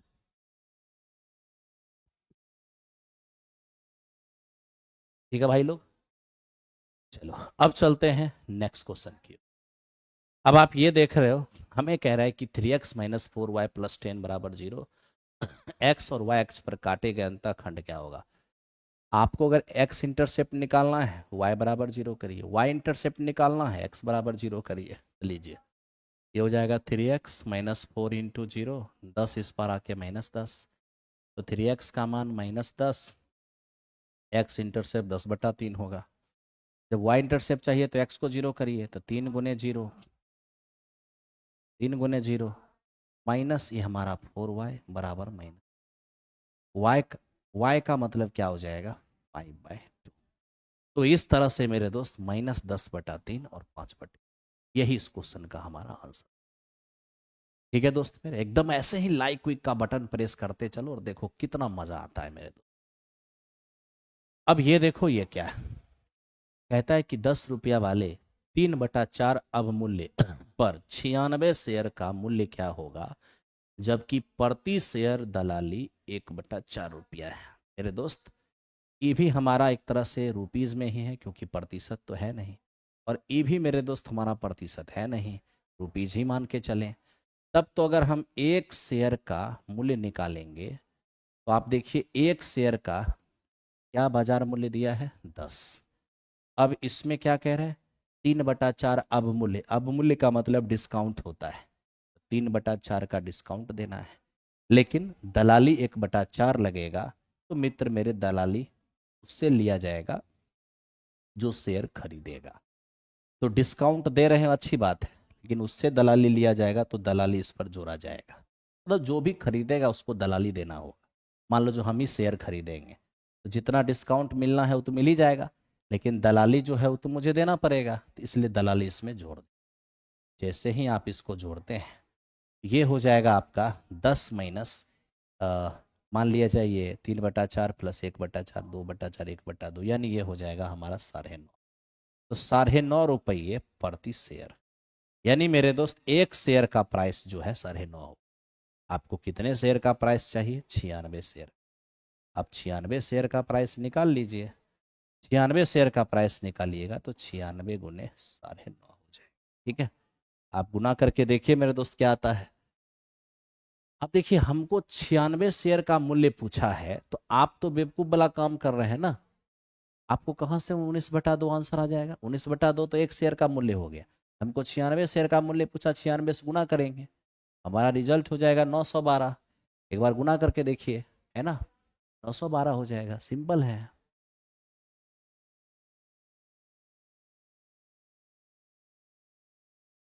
अब देखो 50 संख्याएं दी हुई है, प्रत्येक संख्या को 53 से घटाया जाता है, प्रत्येक संख्या को 53 से घटाया जाता है, तो माध्य 3.5 बचता है। दी गई संख्या का माध्य क्या होगा, जानते हो मेरे दोस्त कि 50 संख्या का माध्य कितना है, तो इसका माध्य x मान लेते हैं। ठीक है, कह रहे प्रत्येक संख्या में 53 घटाएंगे, अगर प्रत्येक संख्या में 53 घटाइएगा तो माध्य में भी 53 घट जाए, और प्रत्येक संख्या से 53 घटा रहे हैं यानी माध्य में भी 53 घटेगा, तो 53 घटने के बाद जो माध्य बचा है वो मेरा 3.5 है। तो x का मान क्या हो जाएगा, ये हो जाएगा 6.5। तो इस तरह से x का मान हो जाएगा 6.5। ठीक है, तो आप मेरे दोस्त इस तरह से निकाल पा रहे हैं, कहीं कोई दिक्कत नहीं है। चलिए, थैंक यू वेरी मच मेरे दोस्त, आज की इस कहानी यहीं पर समाप्त होता है। हम अभी से ठीक 10 मिनट के बाद नवीन कुमार सिंह चैनल पर लाइव होंगे। आप सभी लोग लाइव होकर उस सेशन का भी फायदा उठाइए। एक बात बता देता हूं, आज डिस्काउंट चल रहा है, आज डिस्काउंट चल रहा है मेरे दोस्त। आज कहते हैं डिस्काउंट, आज डिस्काउंट नहीं, कल डिस्काउंट है, कल है 14 जनवरी ना, मकर संक्रांति। मकर संक्रांति के शुभ अवसर पर डिस्काउंट दिया गया है 20% का, हर कोर्स पर 20% का डिस्काउंट है। यही समय है, कहा था ना कि अर्जुन बैच सबके फोन में होना चाहिए, जाके अर्जुन बैच आज ही सब अपने आज नहीं, कल कल डिस्काउंट मिलेगा। अपने अपने फ़ोन में अर्जुन बैच रख लेना, और बाकी महा श्रद्धा बैच जिनको कंसेप्ट के साथ पढ़ना होगा, श्रद्धा बैच भी रख लेना। ठीक है, थैंक यू। कूपन कोड क्या होगा? देखो, कूपन कोड है मकर 20, MAKAR, मकर 20, यही कूपन कोड है, कूपन कोड मकर 20। ठीक है, हाँ बिल्कुल, अर्जुन बैच 4.0, एकदम उस बैच को अपने फोन में सब कोई रख लेना, यही मौका है। और एक बात और ध्यान रखना, श्रद्धा बैच जिनको कंसेप्ट के साथ खरीदना होगा, पढ़ना होगा, वो सीधे श्रद्धा बैच के अंदर ज्वाइन कर, वहाँ भी आपको 20% छूट मिल जाएगा। Thank you.